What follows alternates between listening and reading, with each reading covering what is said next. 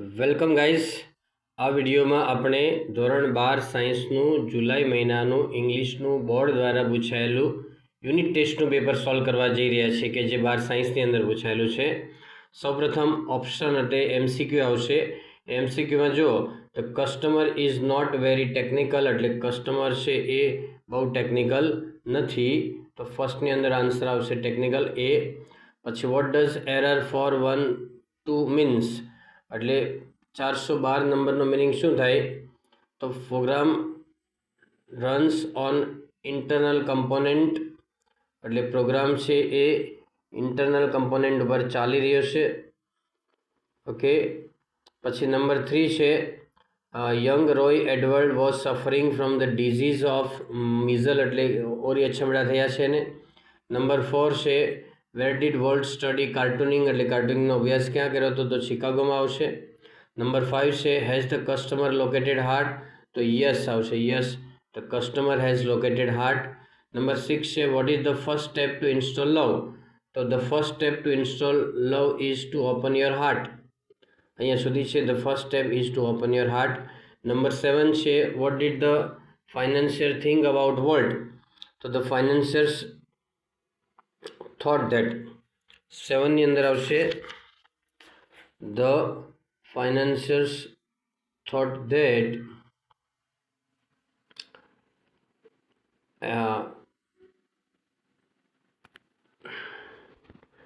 to the bankers who financed him he was sure he seemed like a wild man. તે જંગલી માણસ જેવો લાગતો હતો. hell bent for bankruptcy એટલે દિવાળો ફૂંકે એવો લાગતો હતો. વોલ્ટ હેડ ઓર્ડિનરી ડ્રીમ્સ, ટ્રુ કે ફોલ્સ? તો ફોલ્સ છે. વોલ્ટને એક્સ્ટ્રા ઓર્ડિનરી ડ્રીમ્સ હતા. કેવા ડ્રીમ્સ હતા? એક્સ્ટ્રા ઓર્ડિનરી ડ્રીમ્સ એટલે અસામાન્ય સ્વપ્નો એના હતા. ત્યાર પછી આવશે where do the vapours rise two એટલે બાષ્પ છે કઈ બાજુ જાય છે? તો 9 ની અંદર આવશે the vapour rise to the morning skies એટલે સવારના આકાશ તરફ જાય છે, to the morning skies. What is referred to as Himalaya's queen એટલે Kanchenjunga is referred to as Himalaya's queen. પછી શોર્ટ નોટ આવે છે. શોર્ટ નોટ પછીના ક્વેશ્ચન જો નંબર 12 ની અંદર કે which place did Mansi visit? તો માનસી વિઝિટેડ મ્યુઝિયમ. નંબર 13માં છે which is the correct sentence? તો માનસી ટોક ઓલ ધ ટાઈમ છે એ કરેક્ટ સેન્ટેન્સ છે. ત્યાર પછી આવશે identify the function use in the sentence એટલે ફંક્શનને તમે ઓળખો એમ કીધું છે કે Ashish use to play hide and seek. તો યુઝ ટુ હોય તો habitual action in the past એટલે ભૂતકાળની ટેવ બતાવે છે. Jigar is young but lazy, but એટલે પરંતુ વિરોધાભાસ બતાવે છે એટલે કોન્ટ્રાસ્ટિંગ એટલે વિરોધાભાસ થાય. Sachin is one of the most popular ક્રિકેટર્સની અંદર કમ્પેરિંગ એટલે ડિગ્રીનું વાક્ય છે. નંબર 17 ની અંદર છે મનન પ્લેઝ ક્રિકેટ વેલ. પ્લેઝનું પ્લેડ કર્યું છે તો તમારે ફોકસનું ફોકસ્ડ કરવાનું, એસ કાઢીને ડી લગાડી દેવાનું.